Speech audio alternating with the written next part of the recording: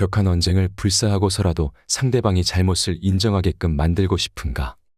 그렇다면 당신의 노력은 헛수고에 그칠 것이다. 자존심을 다치고 오기와 저기를 품은 사람은 결코 자기 잘못을 인정하지 않는다. 다른 사람의 실수를 지적하면 우리 스스로는 만족스러울지 모른다. 우월한 존재가 된 듯한 기분에 잠길 수도 있다. 그러나 그것은 큰 희생을 수반한다. 상대방은 체면과 긍지에 타격을 입고 감정의 골이 깊이 패기 때문이다. 이 같은 방법으로 타인을 쉽게 움직일 수 있다고 생각하지 마라. 비록 당장은 협력하는 듯이 보일지라도 그는 당신에게 호의를 품고 있지 않게 결국 관계를 거둘 것이다. 수많은 유명인사를 인터뷰해온 저널리스트가 말하길, 사람들이 남에게 좋은 인상을 주는데 실패하는 까닭은 상대방의 이야기를 주의 깊게 듣지 않기 때문이라고 한다. 사람들은 자신이 다음에 하려는 말에 신경이 팔려 상대의 이야기를 건성으로 들어요. 하지만 성공한 유명인들은 말을 잘하는 것보다 잘 들어주는 사람을 높이 평가합니다. 남의 이야기를 잘 들어주는 능력은 다른 어떤 자질보다 드물며 중요하다고 생각하지요. 말을 잘하는 사람보다 잘 들어주는 사람을 선호하는 것은 유명인만이 아니다. 일반인도 마찬가지다. 많은 이들이 의사를 찾는 이유는 치료의 목적뿐만 아니라 자기 이야기를 들어주길 바라기 때문이라고 한다. 몸과 마음이 불편할 때 자기 이야기를 들어줄 사람이 더욱 간절해진다는 것이다. 타인에게 존중받고 싶다면 나부터 상대를 존중하라. 이 명징한 인간관계의 원칙은 단순한 일상에서도 쉽게 적용할 수 있다. 가령 식당에서 감자튀김을 주문했는데 으깬 감자가 나왔다면 당신은 어떤 태도를 취할 것인가? 종업원의 입장에서는 이봐, 잘못 나왔잖아요 라고 화를 내는 손님보다 주문한 음식은 감자튀김이 아니라 으깬 감자예요. 수고롭겠지만 다시 부탁합니다 라고 요청하는 손님에게 훨씬 호의적인 마음이 들기 마련이다. 손님이 종업원을 존중하면 종업원도 진심으로 사과하고 정성껏 다시 조리한 음식을 미소 띤 얼굴로 가져다 줄 것이다. 작은 감사의 표현은 서로 부딪혀 상처나기 쉬운 인간관계의 마찰을 방지하는 윤활유와도 같다. 그것을 노련하게 활용하는 것은 훌륭하게 교육받았다는 증거이기도 하다. 어느 젊은 장교가 동료들과 격렬하게 논쟁하는 모습을 지켜본 링컨이 따끔한 충고를 그에게 남겼다. 뜻을 품고 자기 자신에게 최선을 다하고자 의지를 다진 사람은 사사로운 다툼과 논쟁을 하지 않는 법이네. 흥분과 분노로 자제심을 잃으면 예상하지 못한 결말을 가져올 수 있으니 명심하게. 자네 의견이 다른 이의 생각과 비등하게 타당하다면 아무리 중요한 일이라도 양보하는 것이 옳으며, 설령 자네의 생각이 명백히 옳을지라도 사소한 일이라면 양보하는 것이 현명한 처사라네. 사나운 개와 싸우다 물리는 것보다는 개를 피해 가는 것이 낫지 않겠나. 설사 개를 죽이더라도 몸에 난 상처가 없어지는 것은 아니니 말일세.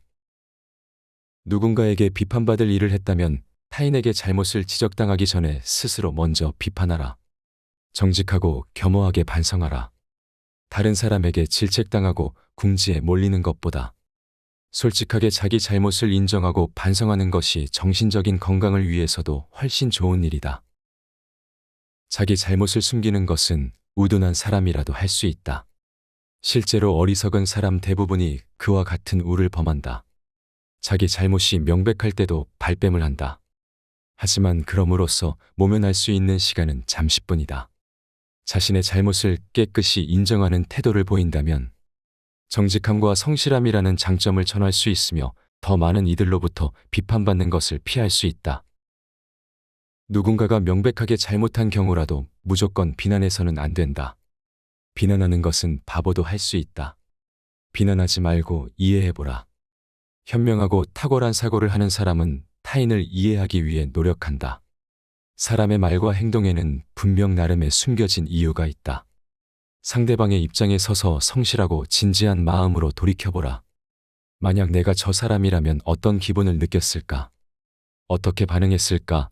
라고 자문하라. 그리하면 문제를 해결하는 데 필요한 시간을 절약하고 놓여왔던 마음도 풀 수 있을 것이다. 상대방의 입장에 서면 그때까지 보이지 않았던 것이 보이기 때문이다. 이로써 인간관계의 원칙을 습득할 수 있다.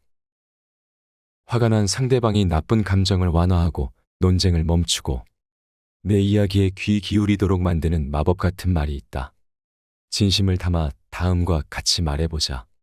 그렇게 생각하시는 게 당연합니다. 제가 당신이었더라도 분명 똑같이 느꼈을 것입니다.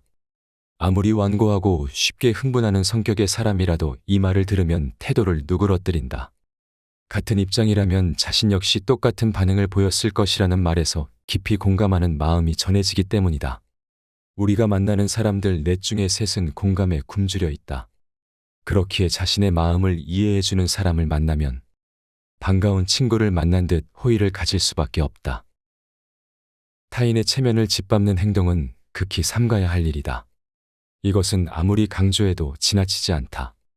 아랫사람이든 어린 자녀든 사람의 자존심에 생채기를 내고 망신 주는 언행은 상대방의 입장을 조금이라도 생각한다면 결코 나올 수 없는 행동들이다. 하지만 우리는 종종 자기 생각대로 일을 진행하는 것에 정신이 팔려 폭력과도 같은 말을 퍼붓는다. 아무렇지 않게 거친 언어로 으름장을 놓고 여러 사람 앞에서 상대방을 무자비하게 책망한다. 그럼으로써 강한 적의와 원한을 얻는다. 많은 사람이 공공장소에서 자녀나 배우자, 부하 직원을 거리낌 없이 책망하곤 하는데 그 같은 행위가 초래하는 심각성을 부디 알았으면 한다. 다른 사람 앞에서 질책과 추궁을 받으면 어른이든 아이든 심한 모멸감과 좌절감을 느낀다. 그리고 그것은 말한 이에 대한 반항심과 증오로 돌아가기 마련이다. 누군가의 잘못을 지적해야 한다면 둘만 있는 장소를 선택하고 표현에도 세심하게 신경 써야 한다. 이때야말로 인간관계의 원칙에 충실해야 할 때다. 상대방의 입장을 진지하게 헤아려 보고 체면을 지킬 수 있도록 배려한다면 그도 당신의 말에 성실하게 귀 기울이고 변화하기 위해 노력할 것이기 때문이다. 볼드윈 기관차 제조회사의 사장은 리더십의 비결에 대해 이렇게 말했다.